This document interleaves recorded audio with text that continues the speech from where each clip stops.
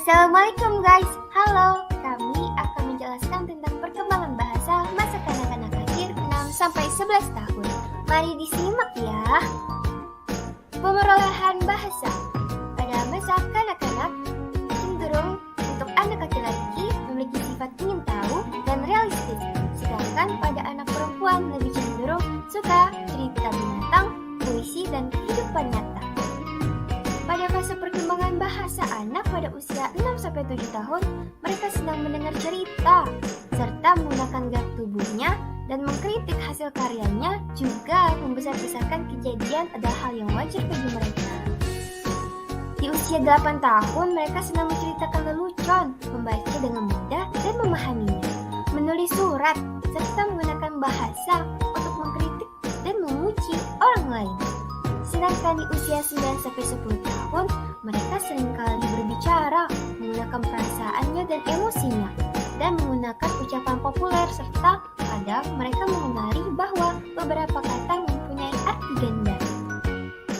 Pada usia 11 tahun, mereka bisa menyelesaikan masalah, senang berbicara dan berargumentasi, semakin menguasai kosakata yang kompleks, dan menjadi pendengar yang suka berpikir, serta mengerti bahwa kalimat dapat memiliki arti yang tersirat.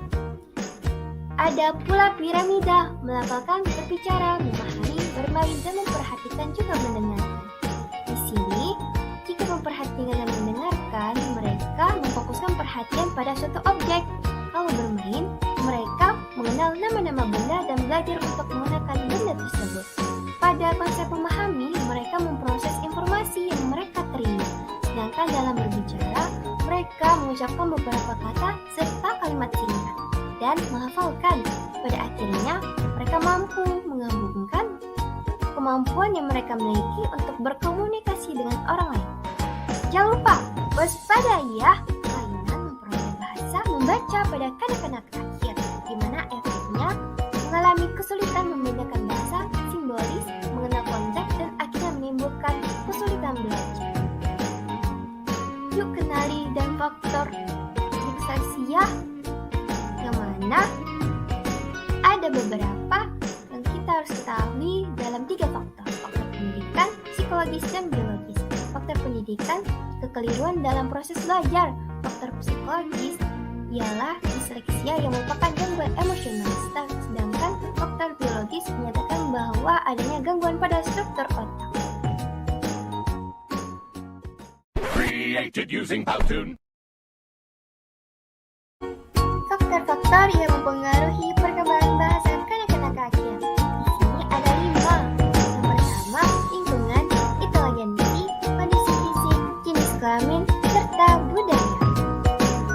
Ada pula berdasarkan beberapa penelitian ditemukan bahwa terhadap pengaruh jenis kelamin pada perkembangan bahasa pada anak-anak. Menurut Anda, mengapa hal ini bisa terjadi? Pada pernikahan campuran, seorang anak kerap kali dibesarkan dengan 2 bahasa. Menurut Anda, adakah perbedaan kecepatan perkembangan bahasa antara anak yang dibesarkan oleh orang tua yang bilingual dan orang tua yang trilingual? Berikan alasannya ya. Dan ciri-ciri khas perkembangan bahasa kanak-kanak akhir, di mana kosakata mereka meningkat cepat. Adanya flash developing lebih mudah dilakukan. Terdapat peningkatan dalam kemampuan mengkombinasikan suku kata, buku kata, dan kata buku kalimat, serta kalimat-kalimat masih singkat dan sederhana. Ada pula nih media perkembangan bahasa kanak-kanak, di mana media gambar yang terdapat tulisan ataupun huruf. Media internet juga dapat menjadi salah satu upaya loh untuk menempatkan media yang menarik, media audio visual, serta media yang dapat dilihat sekaligus dapat didengar. Created using Powtoon.